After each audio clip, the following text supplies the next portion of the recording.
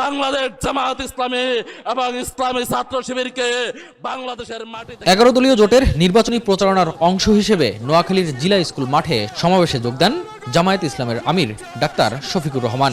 প্রধান অতিথির বক্তব্যে তিনি জানান, ক্ষমতায় গেলে দেশকে তরুণদের হাতে তুলে দেবে জামায়াত।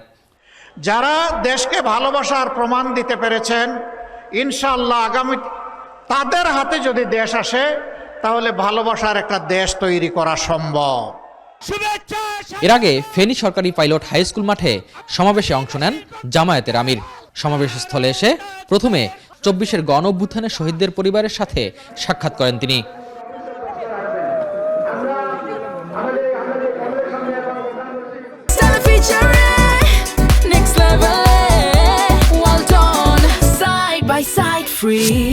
এ সময় প্রধান অতিথির বক্তব্যে জামায়াত আমির জানান, ক্ষমতায় আসলে নানা দিকে বঞ্চিত ফেনীবাসীর পাওনা বুঝিয়ে দেওয়া হবে। 18 কোটি মানুষের দেশে 64টি জেলার কোন জেলা মেডিকেল কলেজ থেকে বঞ্চিত হবে না ইনশাআল্লাহ, এবং এটি হবে সরকারি মেডিকেল কলেজ। অলরেডি 33টা জেলায় আছে, বাকি 31টা জেলা বাকি আছে।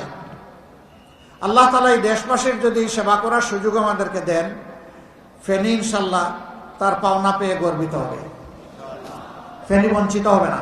অতীতের বস্তা পচা রাজনীতিকে লাল কার্ড দেখিয়ে দুর্নীতি ও চাঁদাবাজদের বিরুদ্ধে ভোট দেওয়ার আহ্বান জানান তিনি।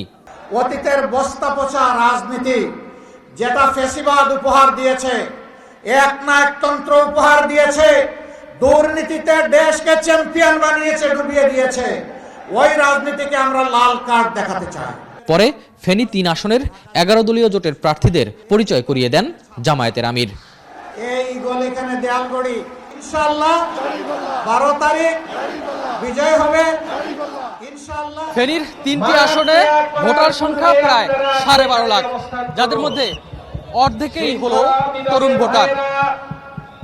এই জনসমাবেশ থেকে জামায়াত আমির সেই তরুণ ভোটারদের আকৃষ্ট করার চেষ্টা করেছেন। তার প্রত্যাশা, তরুণরা এগিয়ে আসলে আগামী বাংলাদেশ হবে স্বনির্ভর এবং সুন্দর। এস এম আরিফ, মাই টিভি, ফেনী সরকারি পাইলট উচ্চ বিদ্যালয়, ফেনী।